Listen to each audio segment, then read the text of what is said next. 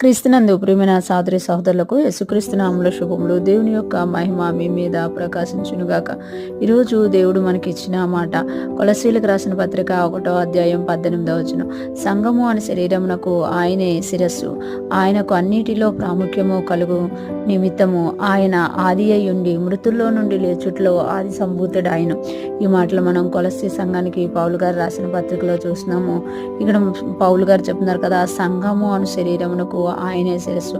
భూమి మీద ఉన్న ప్రతి సంఘము కూడా యేసుక్రీస్తు యొక్క శరీరమై ఉన్నారు అన్నమాట. ప్రతి ఒక్కరు కూడా ఆయనలో భాగమై ఉన్నారు. మనము అనే కాదు, మన దేశంలో ఉన్న సంఘమే కాదు, భూమి మీద ఉన్న ప్రపంచ దేశాల్లో ఉన్న ప్రతి ఒక్కరు ఎంతమంది అయితే క్రీస్తుని నమ్ముకున్నారో, ఒక సంఘముగా కూడుకుంటున్నారో వారందరికీ కూడా ఆయనే శిరస్సు అనమాట. ఆయనకు అన్నిటిలో ప్రాముఖ్యము కలుగు నిమిత్తము అంటే ఆయనకు అన్నిటిలో, భూమి మీద ఆకాశంలోను సంఘములోను ప్రతి మనిషిలోను అన్నిటిలో ఆయనే ప్రాముఖ్యమైనవారు అనమాట.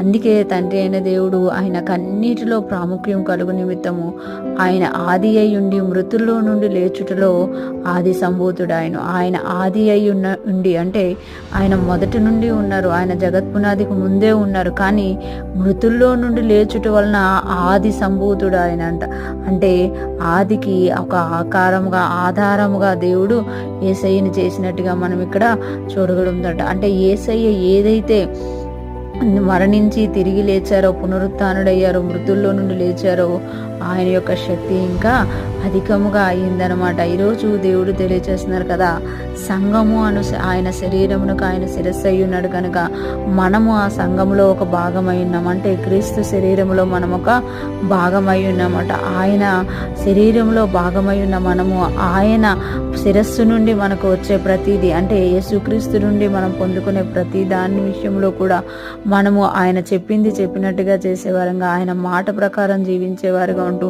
ఆ శరీరంలో అతకబడిన వారమై ఆయనకు మహిమకరంగా మనం జీవించాలని దేవుడు కోరుతున్నారు. అదే విషయంలో ఆయన ఆది సంభూతుడు అయి ఉన్నారన్నమాట. అంటే మృతుల్లో నుండి లేచడం వల్ల ఆయన ఆది అయి ఉండి ఆది సంభూతుడు అయ్యారు అనమాట. ఆది సంభూతుడుగా మన దేవుడు ఉన్నారు కాబట్టి అంటే ఆదియు అంతము ఆయన అంతా కూడా యేసు ప్రభువారు అయి ఉన్నారు. ఈ లోకంలో జరుగుతున్న ప్రతి దానికి కూడా ఆయన కారణం అన్నమాట. ఆయనే ప్రాముఖ్యం. అన్నీ తెలిసినా కూడా యేసు ప్రభువారు ఎందుకు అలాగా ఉన్నారు అనంటే సమస్తము ఆయనలో నుండే జరుగుతుంది కాబట్టి ఆయన చూస్తున్నామట. ఈరోజు ఫ్రెష్ మనం వింటున్న ప్రతి ఒక్కరూ జ్ఞాపకం చేసుకోవాలి, మనం ఎప్పుడైతే దేవునిలో ఉంటున్నామో, దేవునితో నడుస్తున్నామో, ఆయనతో జీవిస్తున్నామో ఆయన మహింపరుస్తున్నామట. ఎప్పుడైతే మనము ఆయన్ని నిర్లక్ష్య పెడుతున్నామో మనల్ని మనమే ఇది చేసుకుంటున్నామట. అందుకే మనం ప్రతిరోజు కూడా దేవునితో నడిచే వరంగా ఆయనలో సమస్తము ఉంది కనుక, ఆయనలో అన్నిటికీ ప్రాముఖ్యత ఉంది కనుక మనం ఎప్పుడైతే ఆయనతో కలిసి నడుస్తామో మనకి కూడా ఆయన వల్లే అన్నిటిలో ప్రాముఖ్యత దొరుకుతుంది అనమాట. ఈరోజు ఫ్రెష్ మనం ఉంటున్న ప్రతి ఒక్కరూ కూడా ఆయనతో కలిసి నడుస్తూ ఆయనలో జీవిస్తూ అన్నిటిలో కూడా ఆయనను ముందు పెట్టుకుంటూ వెళుదుముగాక. దేవునికి మహిమకరంగాను అనేక మందికి ఆశీర్వాదకరంగాను జీవించుదుముగాక. ఆమేన్.